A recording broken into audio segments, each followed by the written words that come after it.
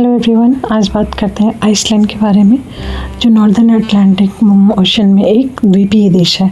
मतलब बहुत सारे इसमें छोटे छोटे आइलैंड्स हैं और ये यूरोप और उत्तरी अमेरिका के बीच में है। आर्कटिक वृत्त को अगर देखते हैं तो उसके ठीक नीचे स्थित है।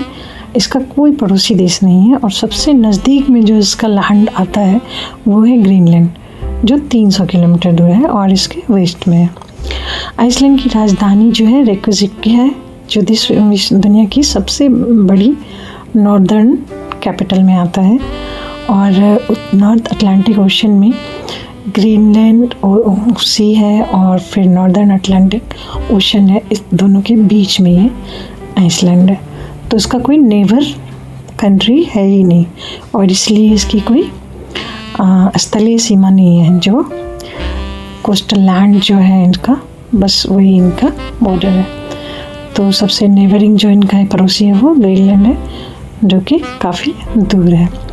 तो आइलैंड के रूप में है और इसको हम जब कॉन्टिनेंटल सिचुएशन में देखते हैं तो ज्योग्राफिकली ये थोड़ा सा नॉर्थ अमेरिका का भी पार्ट है, लेकिन पॉलिटिकली इसको हम यूरोपियन कंट्री में मानते हैं।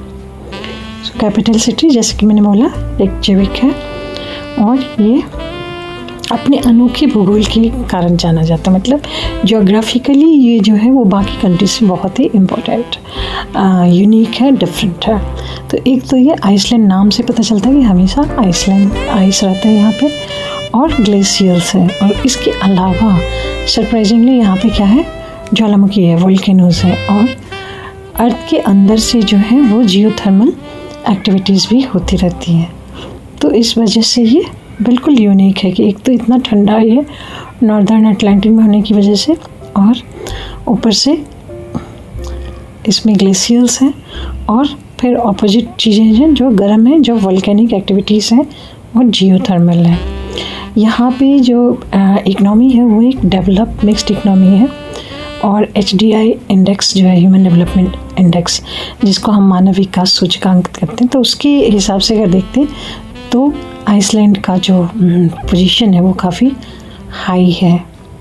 यहाँ पर लोग काफ़ी ज़्यादा संख्या में टूरिस्ट आते हैं ब्लू लेगून देखने के लिए, गोल्डन सर्कल देखने के लिए, और गर्मियों में इसकी एक अलग सुंदरता और सर्दियों में काफ़ी डिफरेंट है। जो सबसे ज़्यादा इसका यूनिक फीचर है वो नॉर्दर्न लाइट्स है, जिसको ऑरोरा बोरियलिस कहते हैं, और ठंड के मौसम में सबसे ज़्यादा अट्रैक्शन का कारण बनता है। जो इनका ज्योग्राफिकल पार्ट्स हैं, जो ज्वालामुखी हैं, जो कंप्लीट ग्लेशियर्स हैं, वो भी जो है लोग देखने लायक है, काफ़ी खूबसूरत है। और जियोथर्मल एनर्जी जो है वो चूँकि काफ़ी ज़्यादा है और उसका बहुत ज़्यादा यूज होता है।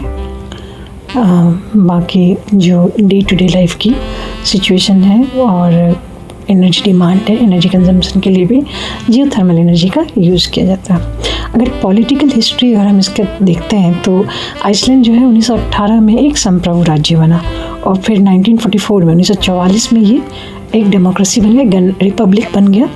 और 1944 के 17 जून को जो है इसका इंडिपेंडेंस डे कहा जाता है। यहाँ पे जो गवर्नमेंट है वो क्या है कि फेडरल रिपब्लिक है और इसका जो इकोनॉमिक सिचुएशन है वो काफ़ी अच्छा है। 1949 में ये नाटो में शामिल हुआ और संयुक्त राज्य अमेरिका के साथ आइसलैंड का एक डिफेंस डील भी बना। जहाँ तक हम GDP की बात करें तो काफ़ी हाई GDP है और परचेजिंग पावर जो है PPP वो भी काफ़ी हाई है। और इसकी आधार पे ही हम कह सकते हैं कि यहाँ पे मानव विकास सूचकांक जो है HDI जो है काफ़ी ज़्यादा है।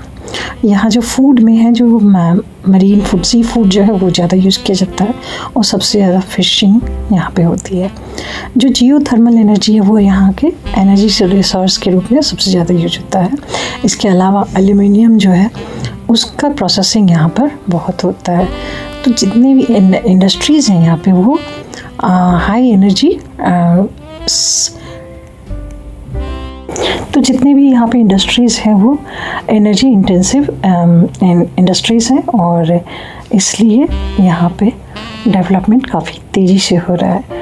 जो HDI में हम देखते हैं तो ये 2022 में सबसे हाईएस्ट रैंक था इसका और 0.959 है, जो इस बात को इंडिकेट करता है कि यहाँ के लोग जो हैं हाई लेवल की लाइफ जीते हैं। यहाँ पे लाइफ एक्सपेक्टेंसी बहुत हाई है, एजुकेशन हाई है और इनकम भी हाई है। जो यहाँ की राजधानी है रेयकजाविक, वहाँ पर एक नेशनल म्यूज़ियम है एंड हेलग्रिम्स गिरजा चर्च है और हारपा कंसर्ट हॉल है, जिसको देखने के लिए लोग दुनिया में दूर दूर से यहाँ पर आते हैं। ब्लू लेगून जो है वो आइसलैंड की सबसे ख़ास चीज़ है जिसको देखने के लिए लोग आते हैं। और जियोथर्मल एनर्जी जो है वो बहुत ज़्यादा फेमस है। खनिज संसाधन जो है आइसलैंड में बहुत ज़्यादा है। स्काफ्टाफेल, सॉर्टीफास और हुंडाफास जो है यहाँ की वाटरफॉल्स हैं।